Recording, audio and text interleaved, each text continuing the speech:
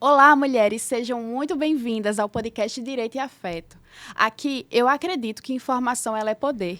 E eu desejo muito que esse espaço seja utilizado como forma de impactar as suas vidas e transformar também. E no episódio de hoje nós vamos falar sobre afeto e curatela, sobre a perspectiva da neuroinclusão. E quem está com a gente hoje é a Aurora, advogada atuante no direito dos autistas. Ela também é, e aí eu peço licença para falar o seu currículo de uma maneira muito afetiva. Ela é advogada, professora, mestre em ciências jurídicas pela UFPB. Ela é especializada em direito tributário, contratos e licitações internacionais no âmbito do Banco Mundial e de outros organismos multilaterais. Né? Desenvolve trabalhos em análise de risco e compliance e governança, né? E também atuante, eu ouso dizer palestrante, né? Nesse movimento pela inclusão, Aurora. Agradeço demais por ter aceitado esse convite para estar aqui no Direito e Afeto, para a gente conversar sobre esse tema. Oi, Raíssa. O prazer é todo meu. Como uma pessoa com autismo diagnosticada tardiamente, é uma surpresa e, ao mesmo tempo, uma felicidade poder falar disso e a gente que, né, nós que somos diagnosticados assim tardiamente, adultos diagnosticados tardiamente, que não deixamos de ser, na verdade, por lei somos pessoas com deficiência, com transtorno do espectro autista, é, é muito difícil, mas ao mesmo tempo é uma alegria poder desmascarar, né? Que a gente chama, desmascarando aí características neurotípicas para sermos quem somos. E é um prazer falar aqui hoje com você sobre curatela, sobre a necessidade de neuroinclusão e como pessoas com deficiência têm que ser vistas numa perspectiva ampla. Né? Não só naqueles mesmos lugares comuns que a gente pode falar no dia a dia, a Lei Brasileira de Inclusão, em questão do autismo, na perspectiva do autismo, a questão do TEA com a Berenice Piana, mesmo que seja 2012, é uma lei muito atual. Então, assim, para falar né, de autonomia com inclusão, hoje eu estou feliz de estar aqui com você. Fico muito feliz. E é muito importante, né, a gente desmistificar os estereótipos que foram construídos da imagem da pessoa com autismo, e principalmente nesse âmbito do ser adulto, né? Muitos adultos, eles foram diagnosticados realmente tardiamente, muitas vezes porque um parente, né, foi diagnosticado e aí ele se viu ali naquele lugar, foi procurar uma assistência médica e realmente foi confirmado por diagnóstico a questão de ser pessoa com autismo. Mas antes da gente entrar em como você, né, descobriu, né, esse diagnóstico, como se deparou, eu acho importante, né, a gente falar sobre qual termo nós devemos usar, né? Muita gente não sabe, né, como eu chamo uma pessoa com autismo, né? Eu acho que isso precisa ser desmistificado inicialmente, né? Isso. Eu gosto de me identificar como, em conversas assim e de explicação da minha deficiência, como pessoa com autismo. Mas autista é, sim, um termo apropriado. Pessoa com TEA, pessoa com transtorno do espectro autista, também é outro termo apropriado. Mas em conversas informais nas quais eu explico a minha deficiência, eu gosto de me identificar como pessoa com autismo. E aí tem aquela, a gente chama, né, no direito, divergência doutrinária sobre, na neuropsicologia e na psiquiatria analítica infantil, que eu aprendi todos esses termos com meu belíssimo psiquiatra e maravilhoso psiquiatra que eu tenho lá em Pernambuco, que é Dr. Renan Medeiros. Ele explica essa diferença. Mas eu gosto de me identificar com pessoa com autismo. Por quê? Porque eu primeiro fui Aurora, né? Primeiro fui Aurora sendo autista, mas ao mesmo tempo eu fui Aurora sem saber do autismo. E agora eu sou uma pessoa com autismo porque eu tenho, né, essa clarividência, que eu gosto de chamar. Eu tenho essa incorporação das minhas características que antes eu achavam que eram deficitárias, na verdade. Eram erros, eram características ruins, porque eu não sabia lidar, né, com os prejuízos do transtorno do neurodesenvolvimento, que é o autismo. Então, mas tanto faz. Você pode me chamar Agora, de... Você pode me chamar de autista, de pessoa com autismo. Que são termos apropriados. São termos apropriados. Escutaram, mulheres? Chamar uma pessoa com autismo e identificá-la como pessoa com autismo não se trata de um capacitismo, né? Capacitismo é o preconceito para com pessoas com deficiência ou pessoas também com autismo, porque apesar do autismo ser considerado um transtorno, a Lei Berenice Piana equiparou os direitos da pessoa com autismo aos direitos da pessoa com deficiência. Então, elas têm os mesmos direitos. Isso implica dizer, a depender do caso, o acesso ao BPC, né? A questão do profissional de apoio no âmbito escolar, dentre outros direitos que o Estatuto da Pessoa com Deficiência e a Lei Berenice Piana assegura, né, para essas pessoas. Então, isso aí é muito importante porque a gente já começa combatendo a discriminação para com pessoas com deficiência. Mas vamos caminhar mais um pouquinho, né? Como é que foi para você, né, descobrir, se diagnosticar? Como foi essa descoberta sendo adulta, né? Em crianças, a gente muitas vezes é porque atrasou um tempo de falar, né? Ou não desenvolve alguma habilidade, os pais estão ali atentos, levam ao médico e descobre. Mas como é descobrir, né? Ser autista... Gente, me desculpa, por favor, não acredito nisso, não. Pois bem, Aurora, e como é que foi, né? A gente sabe que diagnóstico de pessoa, de criança, né, na questão do autismo, ele é bem... Não, bota de novo, vai. Então, Aurora, a gente sabe que... Como é que foi esse diagnóstico para você, né? A gente sabe, muitas vezes, que o diagnóstico de uma criança com autismo, a gente vai buscar, né, o auxílio médico, a ajuda, porque muitas vezes tem um atraso na fala, tem um atraso em um marco de um desenvolvimento que era importante. E na questão do autista adulto, né? Porque a gente vê, né, que está tendo muitos diagnósticos, né, para autistas adultos. Então, é como se eles estivessem se entendendo e se compreendendo agora. Então, como é que foi isso para você? Foi complexo e desafiador, assim. Na minha história começa com eu trabalhando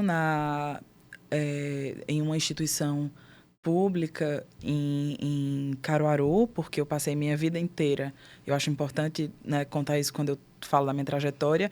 Eu passei muito cedo, 16, 17 anos, que efetivamente começou, eu passei lá com uns 15 anos para Direito, em Sousa, aqui na Paraíba, e eu não tive uma experiência boa durante a graduação. Então, eu sei que hoje reconheço, né, pela terapia, por todo o processo que eu passo de cura e descobrimento, entendimento, que, na verdade, eu passei por episódios de bullying muito pesado e eu tive uma depressão um pouco acentuada em Sousa.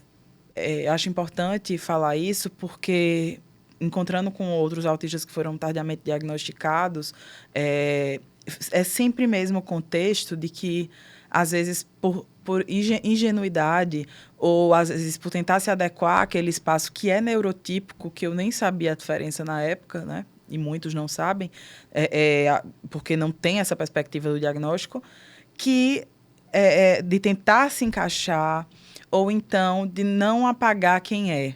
E aí, quando você coloca como a pessoa, né, a pessoa que é estranha, que parece estranha, você é um pouco rechaçado, rejeitado. E aconteceu muito isso na minha graduação. Então, o meu histórico de diagnóstico, isso tem que ser, né, tem que ser dito. É uma coisa que eu só consigo falar há pouco tempo que eu estou conseguindo falar, que foi o fato que eu sofri muito bullying pesado na graduação. Os últimos 4 períodos, eu sempre era quase reprovada por faltas em todas as matérias, porque a sala e o ambiente não me faziam bem. Então, eu tinha eu tinha colegas, né, alunos ali, que eu sempre fui muito propedêutica, e aí o mestrado, eu digo que a graduação foi horrível de direito para mim, no sentido não da perspectiva do curso, mas da perspectiva do ambiente, mas aí o mestrado me salvou. No mestrado, a menina que não tinha amigos ali, tantos amigos não tinha amigos, na verdade, eu consigo falar 3 pessoas que eu falo hoje, que são minhas amigas, Maria Alice e Françoênia, mas nós três somos o grupinho ali, estudando juntas para a magistratura, mas na perspectiva da graduação eu não tinha amigos. E aí, quando eu chego no mestrado, as pessoas entendem o que eu quero falar, as pessoas entendem o meu jeito não era mais estranho. Então, virou o grupo dos amigos de Aurora. Eram várias pessoas ali agregadas junto comigo e assim, uma ajudando e apoiando a outra e entendendo e gostando da pessoa que eu era. Então, eu digo que o mestrado salvou minha vida, mas na perspectiva do diagnóstico, Souza foi um pouco problemático. Citando um episódio de bullying, que hoje eu consigo falar com tranquilidade e naturalidade e não chorar sobre isso, eu fui fazer, estava muito nervosa. E aí, na perspectiva neurodivergente, falar aqui com você está sendo fácil, porque eu sei minha trajetória. Eu me preparei durante alguns dias para nós falarmos sobre esses assuntos específicos e sobre a perspectiva do autismo. Mas antes eu não tinha isso, né? Então, eu sempre treinava muito na frente do espelho, mas nas situações de sala de aula em que os assuntos fluem, as perguntas e os questionamentos fluem, e a minha forma de raciocinar aquilo, eu acabava tendo que falar na naturalidade. E a minha naturalidade era estranha. A minha naturalidade era confusa. E já diagnosticada, eu descobri que isso era alexitimia, uma condição neurodivergente que você não consegue expressar os seus sentimentos, mas, da mesma forma, não consegue expressar o que quer dizer naquele momento por não ter organizado os pensamentos. Eu tenho um pensamento arbóreo, né? Na neuropsicologia chama-se pensamento arbóreo. Então, sabe pensamento em organograma? Então, eu era assim, para o neurotípico, eu era confusa, né? Neurotípico como pessoa sem deficiência, sem nenhum transtorno de neurodesenvolvimento. E nisso, eu lembro de um episódio que eu fui fazer uma pergunta na sala e eu confundi os institutos, né, de calúnia e injúria.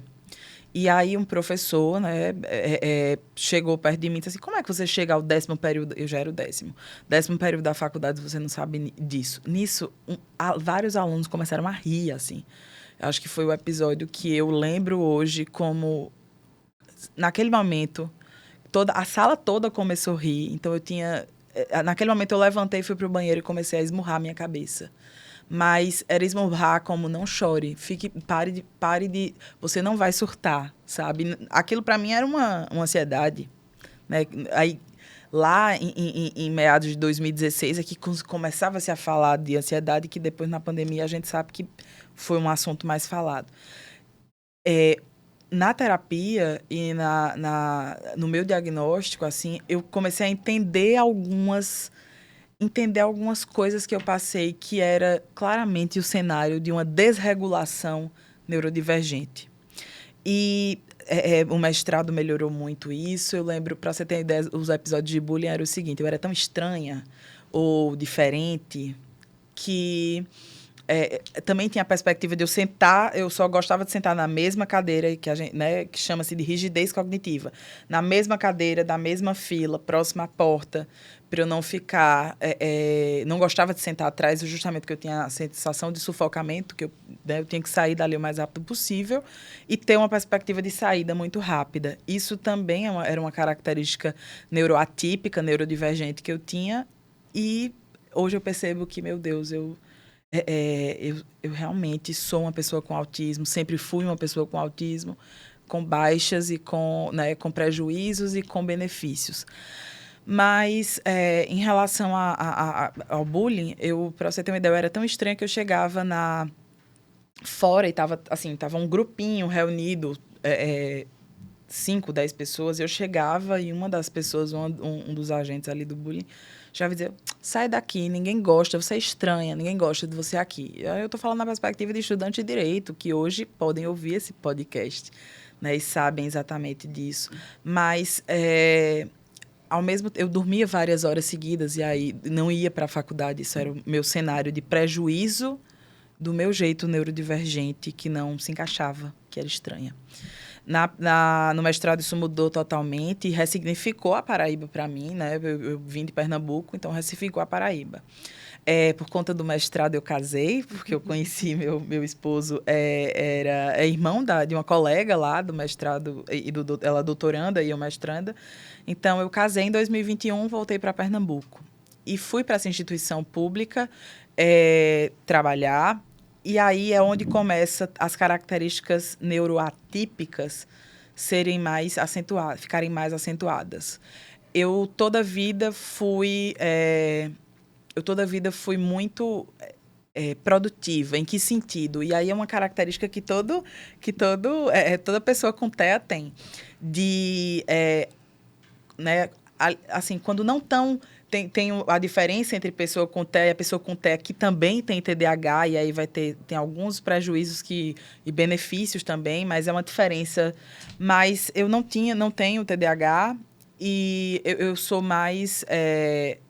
eu tenho mais hiperfocos por conta do autismo, e meu hiperfoco era também o trabalho. Então, eu sempre fui muito produtiva em baixar processo, em atendimento, sempre fui muito produtiva.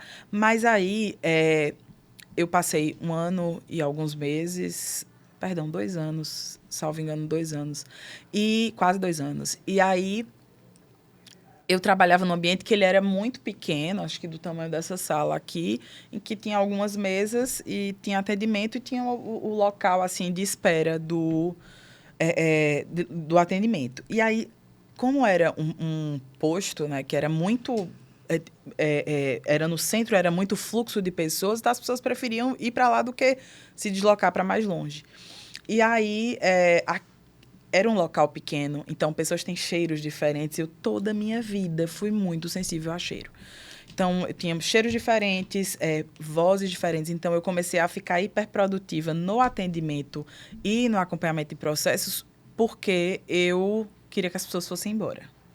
Queria quanto mais rápido, né? Quanto mais pessoas eu atendesse, diminuiria a quantidade, eu não estaria tão desconfortável com cheiro, com barulho, com conversas paralelas. Então, assim, principalmente com cheiro, assim. E eu tenho uma hipersensibilidade olfativa muito grande e de luz também. Depois a gente fala sobre isso. E aí, eu fui... então, eu cheguei assim, eu atendi 80 pessoas por dia, baixava 200 processos. Então, era muito pesado. E o que é que eu fazia? E eu desregulava, né? Hoje eu sei que aquilo não era crise de ansiedade, né? Tudo era crise de ansiedade, não. Aquilo era uma desregulação. Então, a mesma coisa, por isso que eu contei da faculdade, a mesma coisa que acontecia lá na faculdade de eu, assim, não estar bem em sala de aula e ir para o banheiro, esmurrar minha cabeça, começou a acontecer no trabalho. E aí eu ia para o trabalho chorando, voltava do trabalho chorando, fui ao psiquiatra e fui diagnosticada com transtorno de ocupação. A CID era o transtorno de ocupação, mas Burnout? é dentro da síndrome de burnout. Mas a CID específica era transtorno de ocupação, ou seja, o trabalho estava ali sendo prejudicial. E aí eu comecei, quando eu vi que eu ia para o segundo atestado de 15 dias, e aí eu já tinha um de 30, eu falei, vou pedir distrato, exoneração, o que tiver de pedir, eu vou sair desse emprego. E, na época, eu não advogava, eu tinha feito mestrado, então eu dava aula na faculdade de Direito, e eu trabalhava durante o dia e dava aula durante a noite, todos os dias da semana. Então, realmente... Mas eu entendia que não era um simples burnout, porque as pessoas né, do meu ambiente de trabalho, elas conseguiam parar, elas conseguiam atender menos pessoas, elas conseguiam levantar e sair, e aquilo era uma... Eu não vou dizer a palavra... Obsessão é uma palavra muito séria, assim, mas aquilo era uma... Eu sabia que aquela conduta, né, errada para mim, especificamente para o meu bem-estar, estava me ajudando de alguma forma. Então, isso era muito contraditório. Na investigação psiquiátrica, foi muito deficitária no começo, porque eu não tinha os profissionais certos me acompanhando. E daí vem a dificuldade do autista, tardiamente diagnosticado, encontrar profissionais que são habilitados o suficiente para reconhecer esses padrões e ajudar a melhorar a qualidade de vida. Foi mais ou menos em qual ano que você... Essa época do trabalho... Foi 2024. De agosto de 2024 até dezembro, eu estava sabe? Diagnosticada erroneamente. E a gente já tinha essa luta aí de Berenice Piana, né, que é desde 2012, né, essa luta pelo reconhecimento do diagnóstico, que, inclusive, mulheres, a Lei Berenice Piana traz que é um direito da pessoa com autismo ter acesso ao seu diagnóstico, para que, consequentemente, tenha acesso ao tratamento. Isso é assegurado por lei. Né? E é algo tão recente, né? E mesmo assim, ainda a gente estava nessa dificuldade de ter acesso ao diagnóstico, né? Isso, assim, é uma dificuldade muito grande.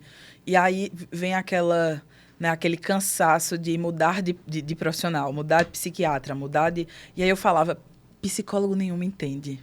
E era muito isso, eu sentia que sempre levava aquele meu problema, aquela minha estafa, para, você não lidou com o luto da sua avó, você, né, levava para outros campos que, não é aquilo. E vinha muito isso de não aceitar tratamento psicológico, porque não tinha pessoas que me entendessem, profissionais que me entendessem. Isso também é a rigidez cognitiva. Era aquilo, não me entende, não vou. Eu tinha muito isso. E em janeiro, eu sabia que a sobrinha do meu esposo, minha sobrinha também, Laura, estava num processo de diagnóstico de TDAH ou autismo. Que ela tinha começado no meados de outubro e tinha ido aí para janeiro. Em meados de janeiro, ela saiu o diagnóstico, era uma noite, e Ed Laboboreira, minha cunhada, mandou o laudo à noite, dizendo: Aurora, eu recebi hoje o laudo de Laura, leia, eram 19 páginas. E meu esposo já tinha ido dormir, e eu tava assim, tá bom. A Laurinha é TEA e TDAH, que maravilha. Então, agora você tem condição de realmente ela vai ter uma... Eu não tinha noção muito de autismo. Mas eu falei, eu sei que ela tem condições de qualquer tipo de terapia, né? Ela tem condições de fornecer, os pais têm condições de dar à filha deles, eles são esclarecidos, são pessoas muito esclarecidas. Então, assim, aí ela vai ter apoio. Só que esse primeiro entendimento que eu tive caía muito no senso comum do que é autismo, da criança com autismo. Não imaginava o adulto com autismo. Não imaginava o adulto com autismo. Nessa perspectiva, eu, né, nesse senso comum, nesse lugar comum, eu fui ler o laudo de Laura. E aí tem a descrição de um laudo neuropsicológico feito por uma neuropsicóloga que, nos testes que são feitos, é a profissional adequada para fazer isso. E aí eu indico também que quem estiver investigando procure uma neuropsicóloga que tenha especialização em autismo. E aí, inclusive, tem uma excelente aqui em João Pessoa. E aí, comecei a ler. Quando eu comecei a ler, aquilo eu falei, meu Deus, eu era assim quando eu era pequena. Eu era aluna que eu estava cansada eu cansava muito da sala de aula, da interação com os amiguinhos. Eu ia para o fundo da sala, ia na biblioteca escondida, dizendo que ia ao banheiro, pegava um livro, trazia dentro da blusa, ia para o fundo da sala ler, até que a professora percebesse que eu não estava lá. Então, eu tinha muitas características de Laura, que era também... eu tive ali que entender, e aí começa, mas isso é TDAH ou é autismo? E aí o laudo explicava, e eu no celular rapidamente pesquisava, e eu começava, meu Deus, rigidez cognitiva. Então, comecei a pesquisar o termo, eu falei, meu Deus, será que é isso que eu tinha lá na instituição que eu trabalhava? E começava essa minha luta, assim, de entender naquele momento. Eu passei a noite sem dormir. 6 horas da manhã, acordei meu esposo chorando muito, e dizendo assim, amor, eu acho que eu tenho autismo. E se eu não tiver, eu preciso de uma profissional desse jeito me acompanhando, porque eu acho que se for para terapia, uma neuropsicóloga pode me entender, porque eu fui em todos os psicólogos clínicos e eu não consegui. Iniciou uma jornada de autoconhecimento ali, naquele momento. Naquele momento. Então, assim, foi tão desesperador que eu já peguei...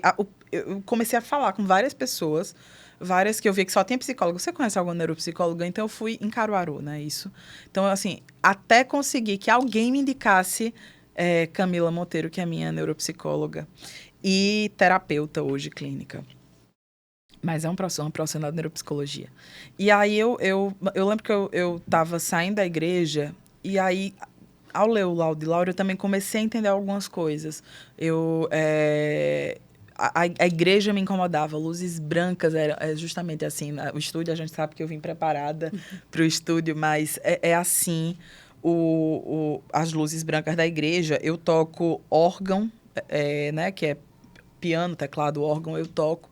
Na igreja eu tocava, então eu dizia que eu tinha o ouvido muito afiado, então eu achava isso que era uma habilidade minha, que é uma habilidade, mas é uma habilidade neuroatípica, neurodivergente. Do transtorno, né? Decorrente do então, transtorno. Se tivesse desafinado o órgão... Se tivesse desafinado, e tocávamos em orquestra. Então, assim, sempre tinha um violino que subia uma oitava e ficava estridente o som. Sempre tinha um instrumento de sopro que descontrolava ali, ficava mais alto. Então, aquilo causava uma irritação profunda, uma desregulação.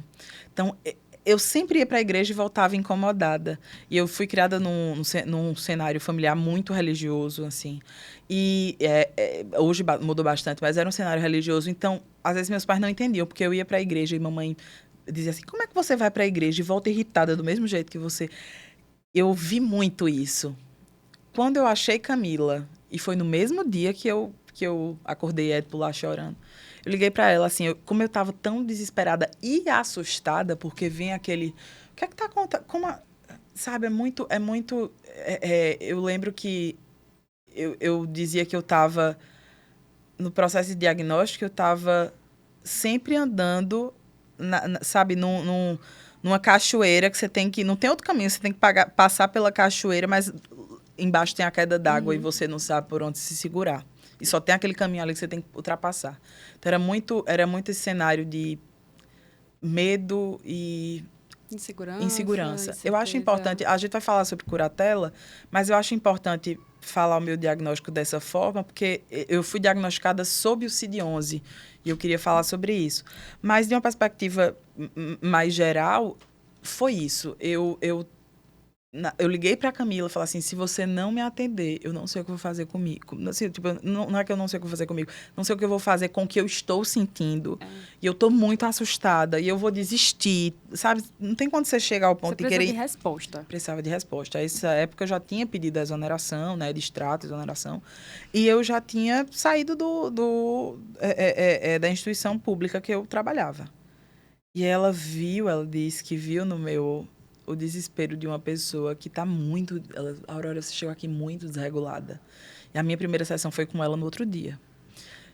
Eu estava tão desregulada, Raíssa, que eu falava frases desconexas. Eu falava várias coisas. E, entenda, isso é uma dificuldade, que é justamente a alexitimia, que eu já tinha, mas a desregulação me faz ficar ainda mais desconexa.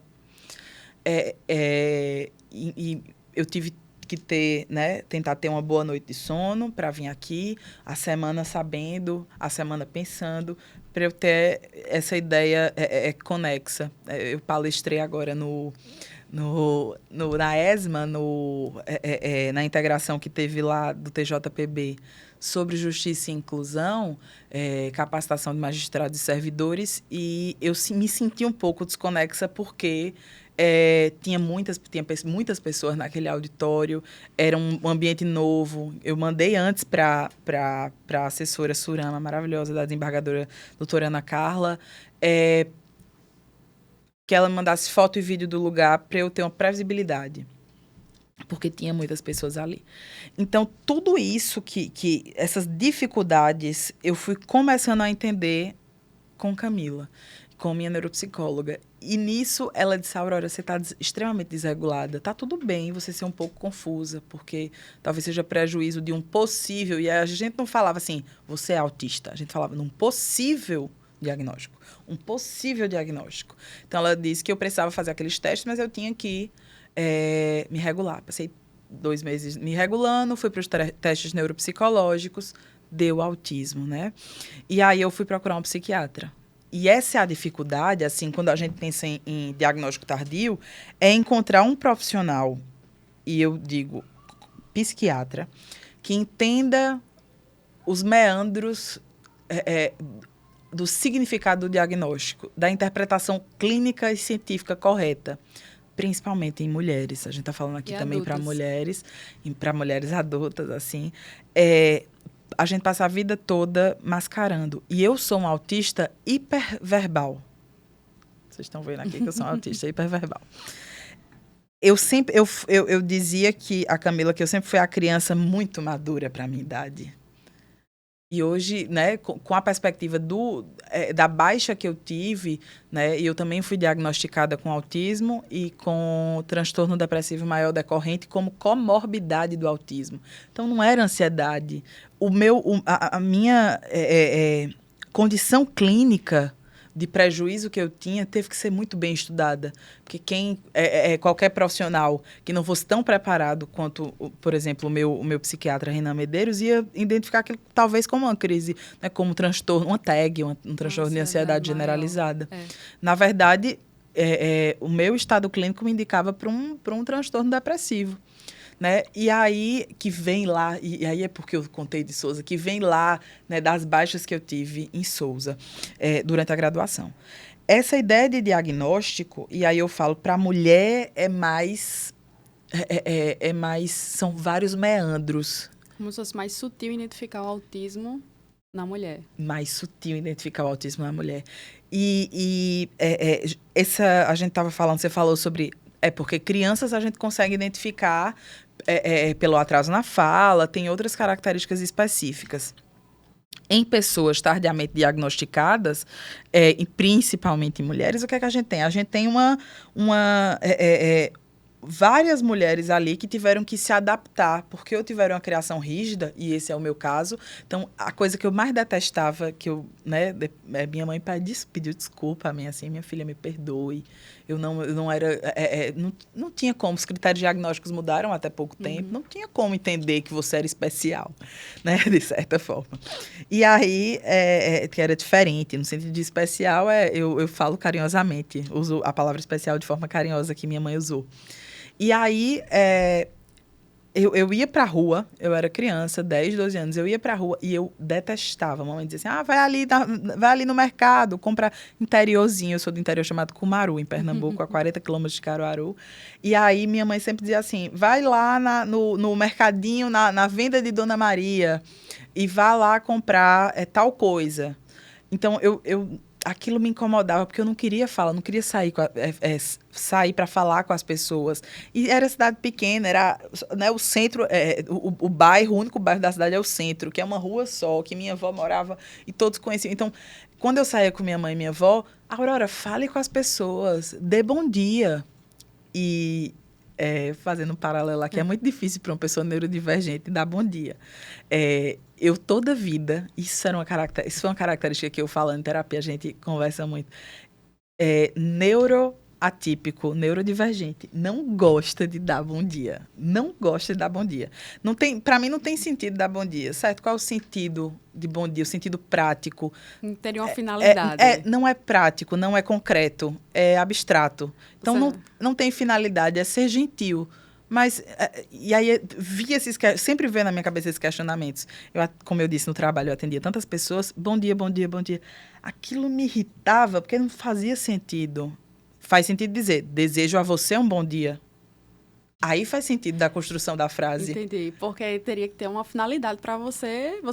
Entendia que o bom dia solto não atendia nenhum fim, né? Exatamente, é uma frase comum. Aliás, duas palavras juntas que formam um sentido abstrato, mas desde que colocado na frase. Isso é rigidez cognitiva.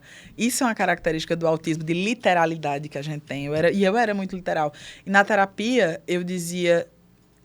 Camila, meu marido que é literal, que eu digo, é desse jeito, corte 5 folhas, ou corte algumas folhas, e ele vai cortar várias. Então, assim, ele é literal, eu não sou literal. E Camila diz, Aurora, você só que você aprendeu a mascarar, e você entende a literalidade de outro jeito, mas isso é literalidade do autismo, né? Depois que saiu o diagnóstico. E ela me encaminhou para uma segunda neuropsicóloga, e eu fiz todos os testes, né? E saiu o diagnóstico. E eu não gostava de sair na rua. Então, bom dia para mim não fazia sentido. No atendimento que eu estava dizendo, eu respondi olá. Hoje entramos aqui e alguém me deu bom dia que eu não lembro, rapidamente passando, e eu falei olá. Porque oi faz sentido. Oi? oi, tô aqui, oi, oi, cheguei, olá, cheguei. Mas, assim, bom dia não faz sentido. Então, algumas peculiaridades, assim, eu já tinha muito acentuada. É interessante porque a gente vê a singularidade, né, de cada indivíduo, em suas camadas, e uma perspectiva. Eu realmente nunca parei para pensar que o bom dia poderia ser um significado esvaziado para alguma outra pessoa, né? Porque, de fato, a gente aprende e às vezes a gente não questiona, né? O porquê eu tenho que dar bom dia, né? E eu achei uma perspectiva bastante interessante, eu ouso dizer, né? Porque a gente chega assim, bom dia, boa noite, olá, tudo bem, não sei o quê. O tudo Como bem... foi ensinada a regra da educação, né? Mas é importante também a gente também se questionar em relação a isso, né? O tudo bem, assim, é também, para mim, significado vazio. Porque você não quer saber. Você só tá dizendo. Você só está sendo educado. E o que é cedo, sabe? Então, eu tinha esses Esses questionamentos que o povo dizia, tu viaja demais, tu filosofa demais. Na verdade, isso era literalidade neurodivergente. E aí, né, o meu ponto central do meu diagnóstico não foi a série de testes de avaliação neuropsicológica. E para dizer para vocês que estão nos ouvindo e assistindo, que não são os mesmos testes de criança, né? Os testes que são feitos para diagnóstico de adultos são critérios mais avançados e modificados. Tanto os questionamentos como os testes que são feitos, a gente não fala tanto que é para não enviesar quem for fazer, mas saibam que não é o mesmo teste que criança faz. Em perspectiva, alguns são, em análise, alguns são. Mas a forma interpretativa daquilo são critérios muito mais rigorosos e adequados aos adultos. Então, depois que eu estava com na mão, assim, eu não sabia o que fazer. E aí eu fui procurar o psiquiatra e eu descobri. E aí, contatos, minhas amigas são médicas, e aí elas disseram, uma delas estudava com alguém que fez psiquiatria. Quando eu fui pesquisar ele, eu vi que ele tinha uma segunda especialização. Então, ele tinha o RQE, que é a residência, né, em psiquiatria, e uma segunda, ele estava acabando de finalizar, né, finalizado em psiquiatria infantil. E eu parei e falei assim, opa, alguém que se especializa em psiquiatria infantil estudou muito que é transtorno do neurodesenvolvimento, pode ser que identifique do jeito que a neuropsicóloga identificou. Você notou um padrão. Isso. E eu seguia ele no Instagram e eu via que ele postava muito artigo científico. Eu, como pesquisadora, mestre em direito, né, falei, tem segurança científica aqui, se não tiver, eu questiono e faço ele ter. Mas ele vai entender o que eu estou pedindo. E, assim, a surpresa mais grata foi que eu achei que eu ia lá dizer assim, não sei se você já viu, mas mulher pode ter, porque era isso que eu tinha que fazer com os outros psiquiatras. Ele já estava num processo, ele lá tinha feito, estava com o consultório dele em Caruaru, ele já tinha mulheres que ele tinha diagnosticado com autismo, e ele já estava no processo clínico. A gente tem agora um grupo de apoio das mulheres autistas, e eu ainda participo. Mas por que é importante, né? Você falava que a gente ia tratar aqui de tomada de decisão apoiada. Sim. A tomada de decisão apoiada nesse caso de uma pessoa neurodivergente, quando descobre tardiamente, é aquilo que a gente chama, que vem no laudo médico, como pessoa de suporte. Então, meu laudo médico tem que meu marido, Ed Paboboreira, é a minha pessoa de suporte. Ou seja, por lei, pela Berenice Piana e principalmente pela Lei de Inclusão Brasileira, a pessoa designada para uma provável situação em que eu preciso de uma tomada de decisão apoiada é minha pessoa de suporte. Então, esse critério diagnóstico que vem com o CID-11, ele, né, que vem com as boas práticas, ele apoia muito, né? A palavra não é apoia, mas ele dá sustentabilidade à ideia que a gente vê no direito de uma necessidade de tomada de decisão apoiada. Inclusive, está presente com você nos ambientes, né? Avião, ônibus, essas locomoções, assegurar que você pode ter ele como acompanhante, e tudo isso é muito importante. Essa tomada de decisão apoiada, né? Geralmente, quando a gente pensa assim... E aí eu falo o senso comum, né? Quando eu falo a gente pensa. Pessoa com deficiência, curatela. Pessoa com deficiência, adulto, curatela, curatela, curatela. E, às vezes, não é necessário uma curatela.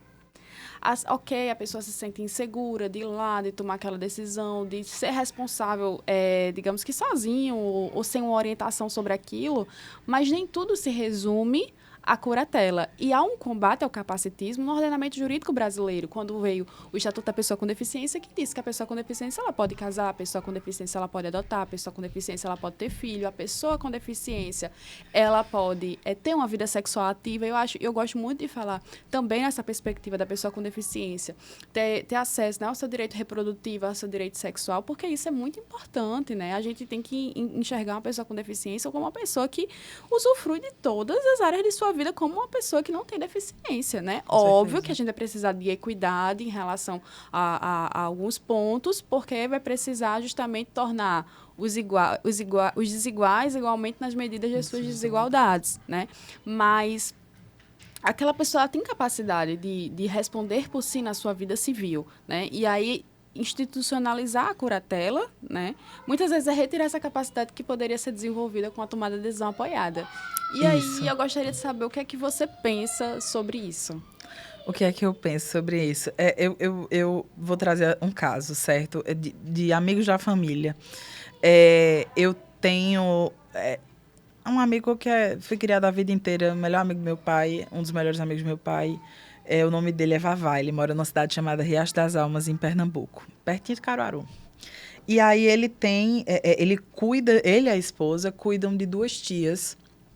Essas 2 tias, que no caso tia e prima. Então, elas são mãe e filha, né? E a esposa dele é sobrinha da tia. E aí não tem mais adulto para cuidar, sabe? Uma é cadeirante, pessoa com deficiência, mas assim, já com seus 60 e poucos anos, e a mãe, com seus 80 e poucos anos, é uma pessoa com capacidade reduzida pelo Alzheimer, né? E aí esse casal cuida delas duas. Claro, além de capacidade reduzida, eu tenho ali para a tia, né? No caso, a mãe, né? A mãe da pessoa com deficiência, tem ali a curatela, realmente. É uma pessoa com Alzheimer, ela, né? A condição clínica dela autoriza a curatela. Mas a filha, mesmo com seus 60 e poucos anos, é extremamente lúcida, não tem nenhuma capacidade cognitiva né, reduzida ali, apenas a deficiência por ser cadeirante, mas ela, assim, você conversa com ela, você tem toda uma lucidez e uma segurança sobre o estado mental dela. E aí, nesse caso, não foi necessário uma curatela, e sim uma tomada de decisão apoiada. Essa tomada de decisão apoiada, nesse caso específico, né, do amigo de meu pai, para com as pessoas que eles cuidam, na verdade, ele dando autonomia.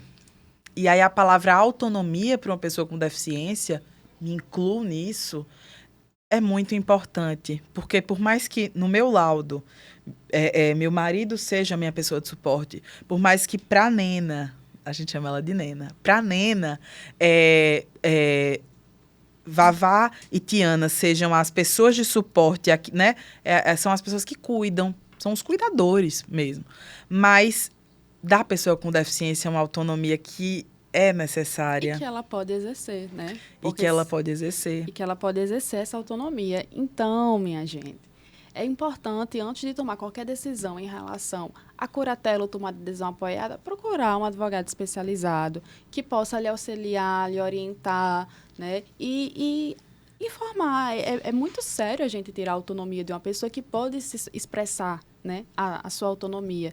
Então, é importante ter essa divisão. A curatela é uma intervenção que aquele representante, né, aquele curador, vai tomar as decisões pela pessoa, dependendo de como se deu os limites da curatela, e a tomada de decisão apoiada é justamente um apoio à decisão daquela pessoa com deficiência.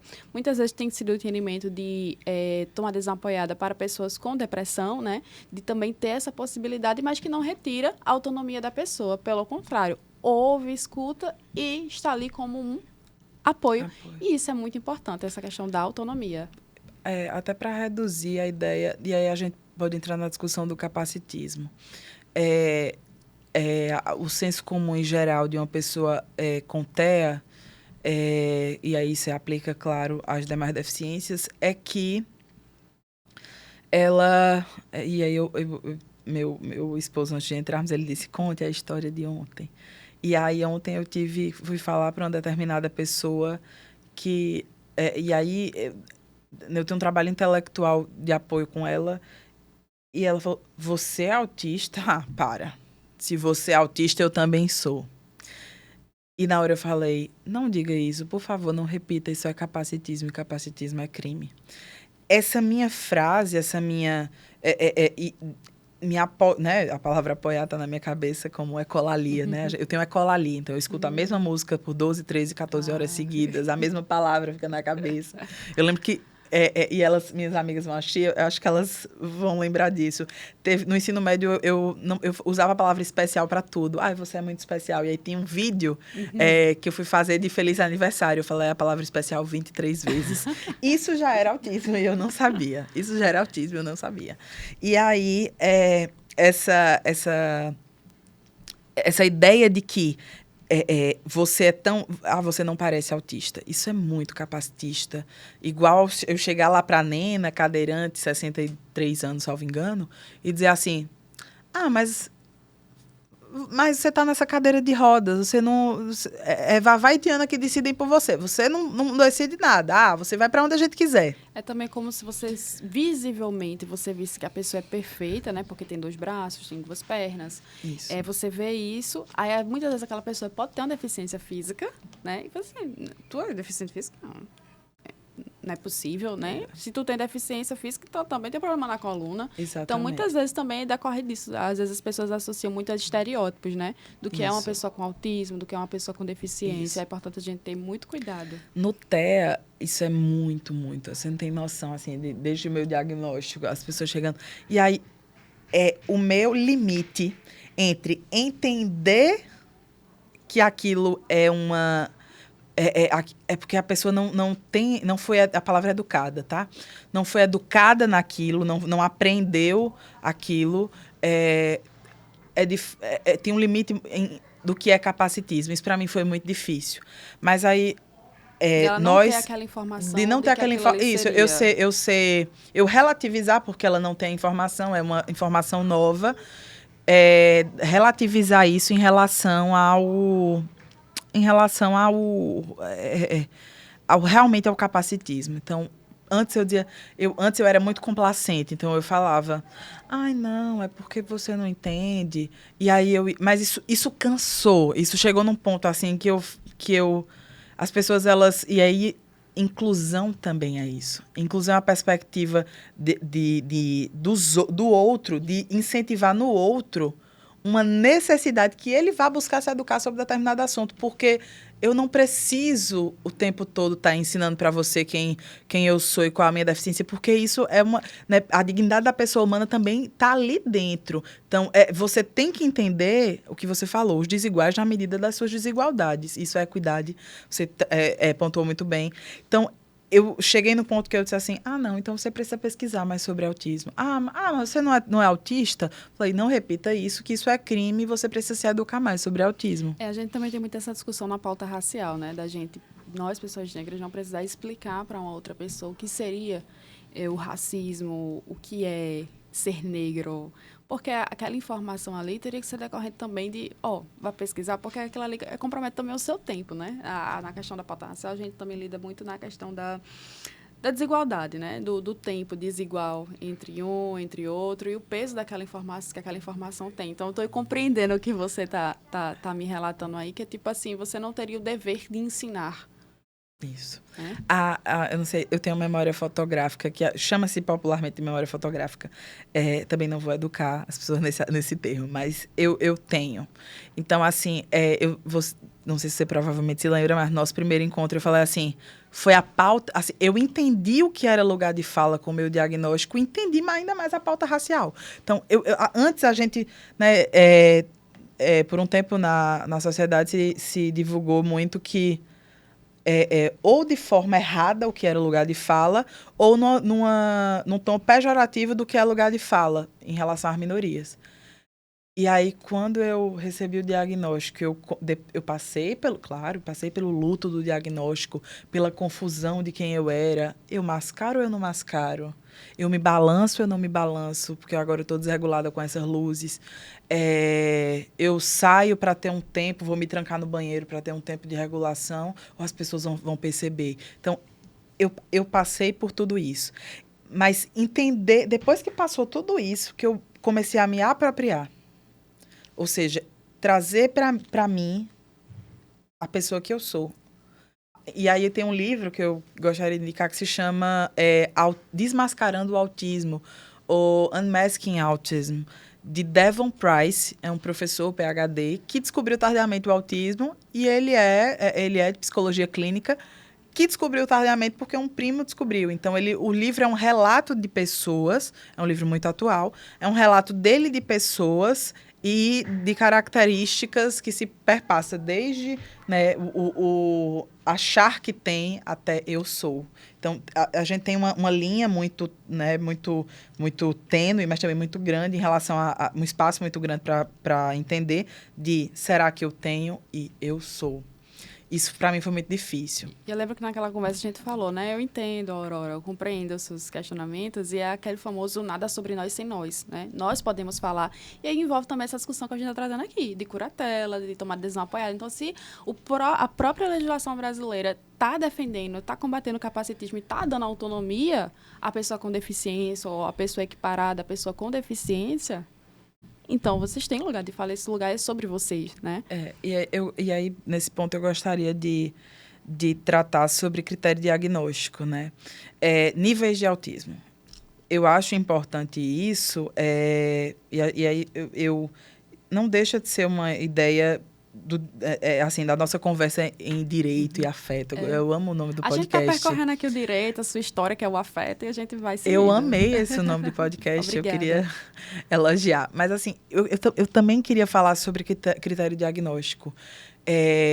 E a importância, como pesquisadora, eu gosto de pontuar isso, a importância da pessoa, da mulher, principalmente mulher, né, porque é mais difícil de ser diagnosticada. Nós cientificamente nos adaptamos melhor às situações, nos adaptamos melhor à vida em sociedade, quer seja num casamento, né, com todos os seus percalços, ou até mesmo, né, uma pauta que lhe é a pauta de gênero e de violência de gênero, que ele é muito muito próxima de você, mas a gente aprende a se adaptar, quer seja numa situação de bullying, quer seja numa situação de abuso. No meu caso, também teve uma situação de extrema religiosidade. Então, eu tive que me adaptar, eu tive que aprender a me adaptar para atender expectativas dos meus pais, que eram de um ambiente religioso, não cristão. Religioso. E entender o diagnóstico e ser diagnosticada cientificamente da forma correta, e tá aí a importância de profissionais que você tem que ter um olhar, você tem que saber procurar o profissional correto. Não é todo psiquiatra que vai te entender. Inclusive, antes de Renan, eu tive um que negou o meu diagnóstico. Ele olhou e fez assim, mas você... o teste neuropsicológico deu autismo, mas você não é autista. Então, assim... E aí, e agora? Esse é o seu direito de procurar uma segunda opinião médica. Né? E graças a Deus me encontrei assim, não largo ele por nada, nem minha neuropsicóloga, mas assim, você fica, meu Deus, como assim? E não quer que eu vou fazer agora, sabe? Então, essa toda, e assim, minha gente, eu vou dizendo aqui para todas nós e todos nós, dá muita vontade de desistir, assim. Desde entender que você é uma pessoa com deficiência, justamente pela falta de estar na sociedade, a ideia de inclusão, acessibilidade e justiça. É uma coisa que... Quando você diz, Aurora, ativista ou atuante? Eu sou atuante. Porque é muito difícil trazer a ideia de eu sou pessoa com deficiência, porque eu não tenho esse debate em todos os âmbitos da sociedade. Tem assim... vamos trazer pautas de acessibilidade, mas acessibilidade é o dia a dia. não é a rampa que é feita para a pessoa com deficiência cadeirante. Não é o mês de setembro. Não é o mês de setembro amarelo. Não é o mês de abril. Então, é exatamente isso. E, assim, eu fui diagnosticada no CID-11. E aí tem uma discussão se o CID-11 era... Se é CID-10 ou CID-11 no Brasil, né? A gente tem o DSM, que é o Manual das Doenças e Transtornos Mentais, mas a gente tem o Código Internacional de Doenças. Para vocês entenderem, no Brasil, adota-se os dois para critérios diagnósticos. Por exemplo, nos Estados Unidos, o CID não precisa desse CID. Só o DSM-5 vai suprir. No caso do Brasil e no caso dos critérios diagnósticos, o CID-10 traz... Sabe aquele 6A02.0.2 que a gente tem no CID? No Brasil, se utiliza ainda, pela maioria, porque até 2027 a gente pode, né, aliás, os profissionais de saúde podem trazer para o diagnóstico, ficou esse hiato, mas utilizam níveis 1, 2 e 3 de autismo. E aí é que vem, o 1 é considerado como leve. O 2 é com prejuízo de fala, que é o, né? E o 3 é o autista não verbal. No CID antigo, as pessoas ainda... você é autista nível 1. Eu falo, não, eu sou autista. Porque os critérios diagnósticos mudaram e meu psiquiatra, muito científico, o Dr. Renan Medeiros, já adotava o CID-11. Então, eu sou...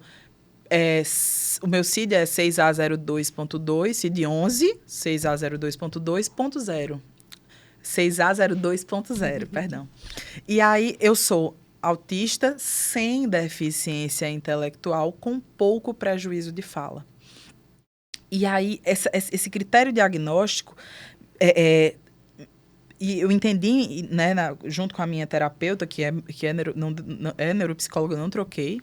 Eu fiz o teste com a segunda neuropsicóloga, que, na verdade, quando eu tive lá o burnout, que foi um burnout autista, erroneamente diagnosticado como transtorno de ocupação.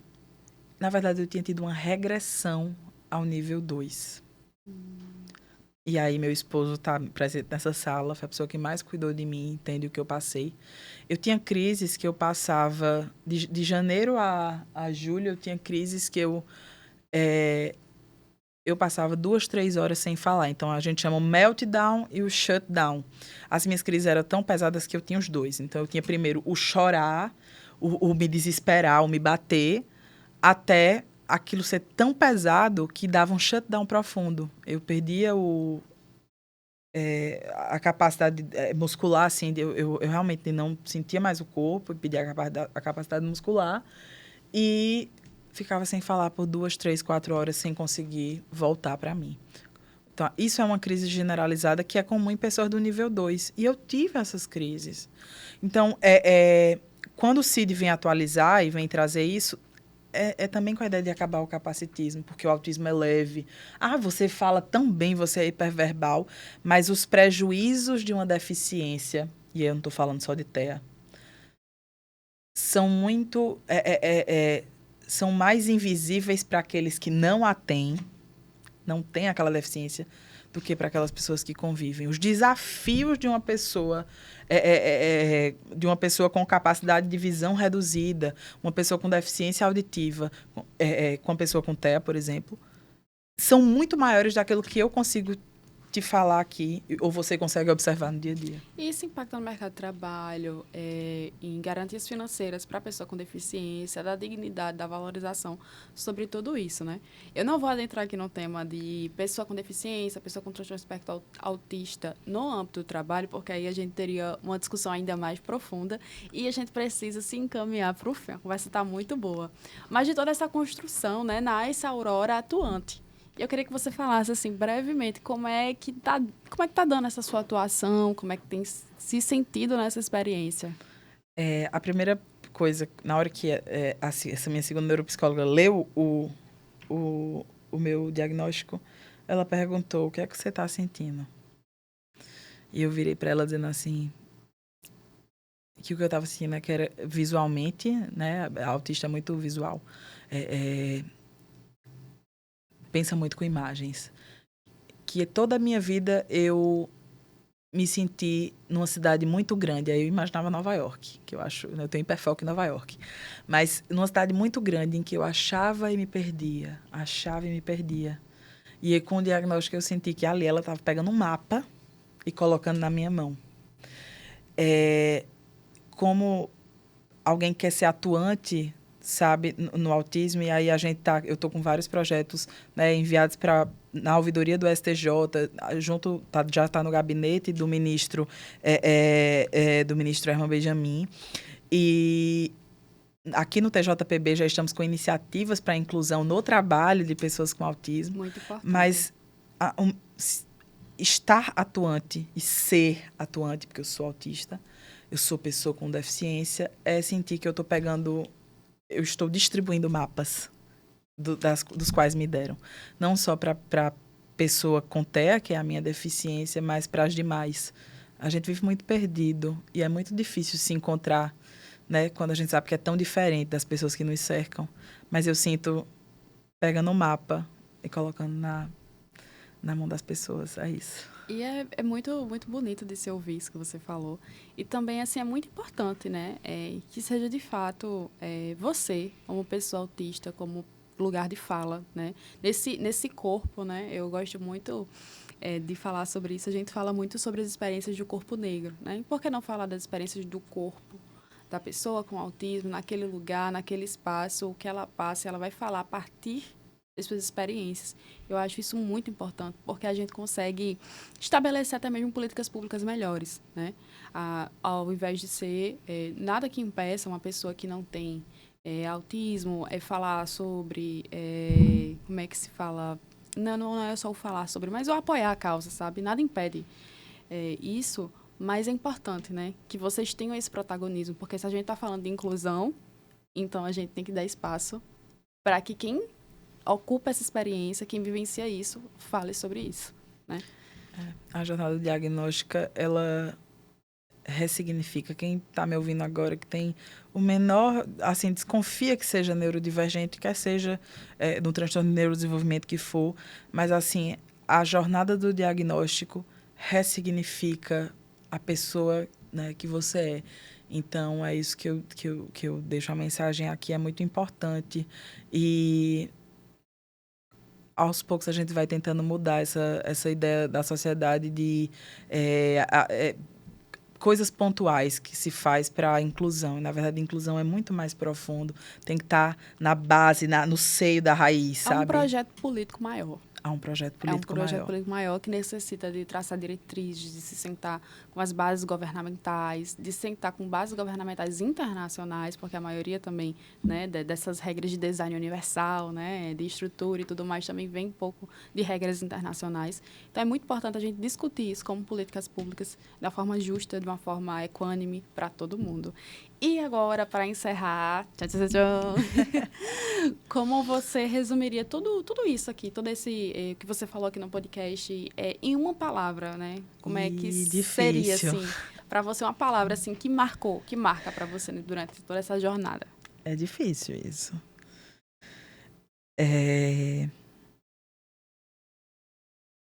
Acho que clarividência se tornou claro para mim a vida. E eu vivia eu realmente vivia perdida, assim. Eu vivia sem... Alguém chegou e colocou, sabe, os óculos, né, os óculos corretos, as lentes corretas. Então, é clarividência. Ah, que lindo. Aurora, muito obrigada por ter vindo, por ter aceitado o convite para a gente conversar, né, sobre a sua experiência de vida e entrelaçar o direito, a tomada de decisão apoiada, a curatela, em toda essa sua história, essa questão da autonomia, a perspectiva do autista adulto, desmistificar estereótipos também, que eu acredito que fizemos isso aqui hoje. E eu gostaria de agradecer a você por ter ficado até o final aqui desse podcast, por estar nos acompanhando e fique ligado que teremos um próximo episódio também para falar sobre muito, mas muito direito e afeto.